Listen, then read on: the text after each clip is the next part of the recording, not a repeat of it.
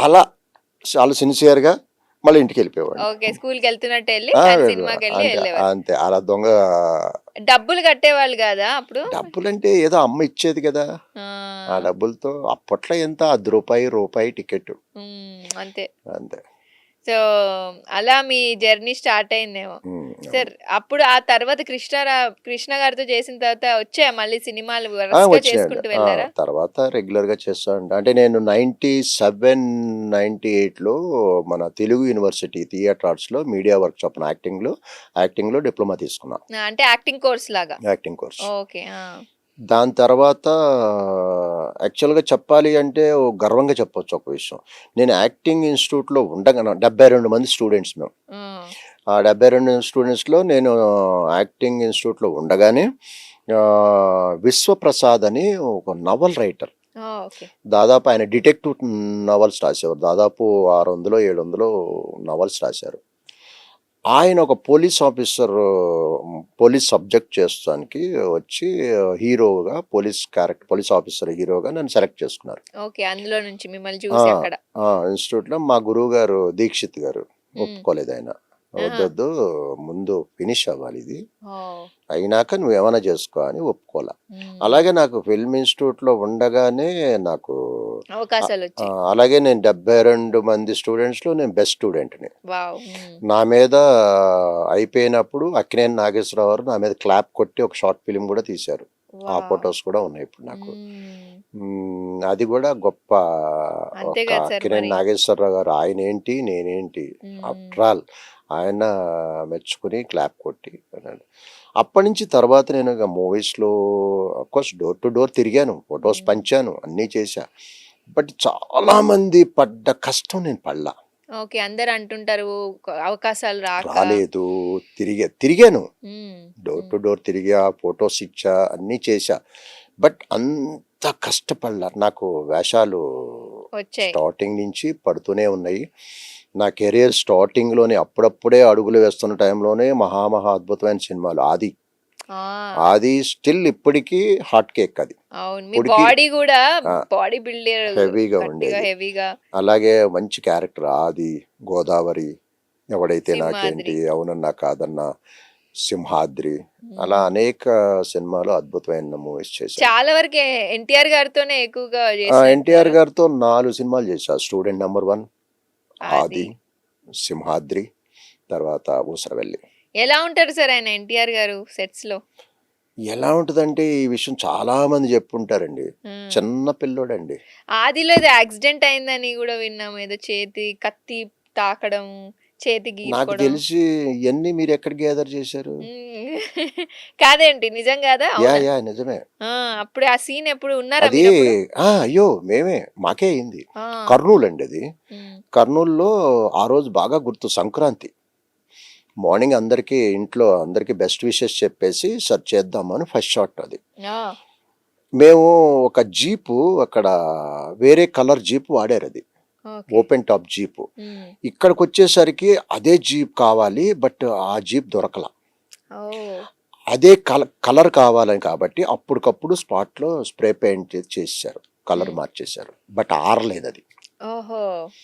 Shot పెట్టారు. ఏం హ్మ్. షాట్ అంటే యాక్చువల్‌గా సీన్‌లో ఏంటంటే డ్రైవింగ్ సీట్‌లో ఎన్టీఆర్ గారుండాలి. ఓకే. ఆ! ఎనకాల ఓపెన్ టాప్‌లో మేము 5గురు ఉంటాం మేము. కెమెరా ఆ 4 చక్రాల మధ్య కింద గొయ్యి తవ్వి ఇక్కడ అలా పెట్టి కూర్చున్నాడాయన. ఓహ్! కెమెరామెన్ ఇక్కడున్నాడు. అది ఓకే. కింద. ఆ! ఓకే. ఇ అది షాట్ రావాలది షాట్ ఎగిరే రావాలి. షాట్. అంటే జప్పని వెళ్ళిపోద్ది. అంటే రైట్. కింద పెట్టాడు ఆయన. అమ్మో! ఒక్క షాట్ కోసం గూడా ఎంత డెడికేషన్. చాలా డేర్. అప్పుడేంటంటే యాక్చువల్‌గా అది కెమెరా కిందుంది కాబట్టి, హ్మ్. బాబు కనపడ్డు కాబట్టి, ఎన్టీఆర్ గారు కనపడ్డు కాబట్టి, ఆ ప్లేస్‌లో ఎవరో ఒక పర్సన్ ఉన్నాడు. కో డైరెక్టర్ ఎవరో గుర్తులేరు. హ్మ్. యాక్చువల్‌గా గేరేసి స్మూత్‌గా తీసుకోవాలి కాదు. హ్మ్. గేరేసి సడెన్‌గా తీసుకున్నాడు అట్లా. ఆ ఓహ్! జర్క్‌కి మేము పైన కూర్చున్నోళ్ళు ఎక్స్‌పెక్ట్ చేయలేక మేమంతా పట్టుకుని ఉంటాం కదా! ఆ జర్క్‌కి ఏంటంటే అది మేమందరూ జర్రన తడిగే ఉంది కదా అవును. పెయింటు. అవును. అవును. అలా జారిపోయి మొత్తం పడిపోయినాక హ్మ్. నా ఇన్నర్ ఫీలింగ్ ఏంటంటే నేను ఒక్కడనే పడిపోయాను. అంటే క్షణంలో కళ్ళు మూసి కళ్ళు తెరిచేలోపు కిందున్నాం. హ్మ్. నేను ఒక్కడనే పడిపోయానేమో అనేసి ఒక ఇన్సల్ట్‌గా ఓహ్! అలా చూసా. చూస్తే అక్కడ పెద్ద కుప్ప ఉంది. కుప్ప అంటే సరే. ఒకళ్ళ మీద ఒకళ్ళు పడున్నారు. పడిపోయి ఉన్నారా? ఓహ్! మొత్తం పడిపోయాం. హ్మ్. బాగా దెబ్బలు తగిలినాయి. అప్పటికప్పుడు హాస్పిటల్ తీసుకెళ్ళి ట్రీట్మెంట్ తీసుకొచ్చి మళ్ళా యాక్ట్ చేసాం. బ్రేక్ చేయకోకుండా. అది ఏ షాట్‌లో అనేది మాకు బాగా తెలుసు. ఎందుకంటే ఇరిగిన చేతులు అందరూ వెనక్కి పెట్టుకుని ఉంటారు. ఓకే. అయ్యో! ఆ! వెనక్కి పెట్టుకుని ఉంటారు అది కవర్ చేసుకుంటూ. అది ఒక్క క్షణం అంతే. హ్మ్. ముందు పడిన ఏదో ఆ తేడా వస్తే ఆ 5గురు ఆ కెమెరామెన్ మీద పడిపోయేవారు. ఓహ్! గోతులో మీద పడిపోయేవారు. చాలా అదృష్టం ఆ రోజు మేము. హ్మ్. అలా ఈ మామూలే షూటింగ్స్‌లో అలాగే కాదు. చా మూవీలో చాలా సార్లు దెబ్బలు తగిలినాయి మాకు. హ్మ్. చాలా మూవీలో ఇలాంటి సంఘటనలు గాని, వేరే ఏవైనా మీకు ఎదుర్కొన్నప్పుడు ఎప్పుడు అనిపించలేదా ఇంకా వదిలేసి వెళ్ళిపోవాలి వెనక్కి అని? లేదండి. హ్మ్. నిజం చెప్పాలి అంటే నేను కొన్ని కొన్ని ఈ ఫైటు, రిస్కీ షాట్స్‌లో మొండిగా ప్రవర్తిస్తా. బాగా మొండిగా. ఎవరు అవునన్నా కాదన్నా. హ్మ్. ఎందుకంటే నేను దాదాపు ఒక 6, 7 సార్లు చావు అంచుల వరకు వెళ్ళొచ్చా. చావు అంచులు తెలుసు కదా! ఓహ్! అంటే క్షణంలో ప్రాణం పోతది. హ్మ్. అదేంటి సార్ ఎప్పుడది? క్షణంలో అంటే అంత ఆ పొజిషన్‌కి వెళ్ళొచ్చా 6, 7 సినిమాల్లో నేను. ఒకటి 'గోదావరి', హ్మ్. ఒకటి 'స్వీట్ హార్ట్' అలా ఎన్నో సినిమాలున్నాయి. ఈవెన్ 'సింహాద్రి'లో గూడా. ఆహ్, అంత మొండిగా తర్వాత విషయం తెలిసి తిట్టినోళ్ళున్నారు నన్ను. ఎంత మొండిగా ఆఫ్ ఇప్పుడు కోర్స్ కదా! ప్రవర్తించొద్దని. అంత చివరంచుల వరకు వెళ్లి హ్మ్. రావడం, మళ్ళీ అట్లాగే ఫైట్ చేయడం. 'గోదావరి' మరీ దారుణం అండి. అక్కడ అప్పుడు ఏం జరిగింది సార్? ఏం లేదండి 'గోదావరిలో' నాది ఒక విలన్ క్యారెక్టర్. ఒక 3 బోట్లు వెళ్ళిపోతా ఉంటాయి. తెలుసా హ్మ్. చూసే ఉంటారు. అవును. చూసాం. దాంట్లో ఓ రోజు నా క్యారెక్టర్ పేరు వీరయ్య. హ్మ్. అవును. Villain character. అయితే శేఖర్ కమ్ముల్ గారు అన్నారు, "రేపు నీ సూసైడ్ చేసుకుంటాడు. గోదావరిలో దూకేసి సూసైడ్ చేసుకుంటాడు. రేపు సూసైడ్ సీన్ ఉంది. నీకు ఈతొచ్చు కదా" అన్నాడు. అయ్యో! నాకు ఈత రాదు సార్ నాకు. ఎప్పుడు ఈవెన్ నేను స్విమ్మింగ్ పూల్‌లో కూడా దూకలేదు. ఆ! అస్సలు రాదన్నా. ఓహ్! అలాగా సర్లే నీ హ్మ్. షర్ట్ ఇచ్చేస్తే ఆ వాటర్ మీద తేలినట్టు చూపిచ్చేసి, ఓకే. ఆ వీరయ్య అనే అతను ఆత్మహత్య చేసుకున్నాడు అని అన్నట్టు డైలాగ్‌లో పోస్ట్ చూపిస్తారు. చేసేస్తాలే అన్నాడు. ఆ! లేదు సార్ నేను చేస్తాను సార్ అన్నా. ఎట్లా ఓహ్! చేస్తావు అన్నాడు. నేను చేస్తా సార్ జాకెట్ తెప్పించుకుంటా అని జాకెట్ తెప్పించా. లైఫ్ జాకెట్ ఏస్తారు కదా! లోపల అవును. లైఫ్ ఏసుకొని పైన జాకెట్. షార్ట్ ఏసేసుకున్నా. ఏసుకొని ఆ బోట్‌లో అది ఎక్కడ పాపికొండల మధ్యలో. హ్మ్.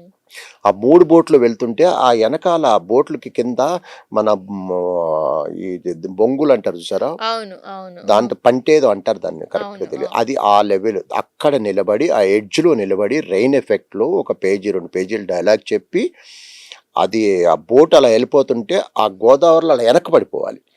ఓకే. ఆ! అది షార్ట్. షార్ట్. అది పాపికొండల మధ్యలో. హ్మ్. మీరు నమ్మరు నేను ఏదో ఇంటర్వ్యూలో ఏదో చెప్పాలని చెప్పట్లా. సత్యంగా చెప్తున్నా. నేను డిసైడ్ అయ్యా. 50, 50 ఓహ్! రావచ్చు, రాకపోవచ్చు అని. హ్మ్. అనేసి నేను చెప్పేసా. మా ఫ్రెండ్స్ ఇద్దరు ముగ్గురికి. ఓహ్! ఒకవేళ బై ఛాన్స్ నేను రాకపోతే ఇక వీళ్ళకి ఇన్ఫార్మ్ చేయాలి. Oh my God! ఇది నెంబర్. ఓహ్! సత్యంగా చెప్తున్నా. ఇక నాకు ఆ ఫీలింగ్ తెలుస్తుంది నాకు.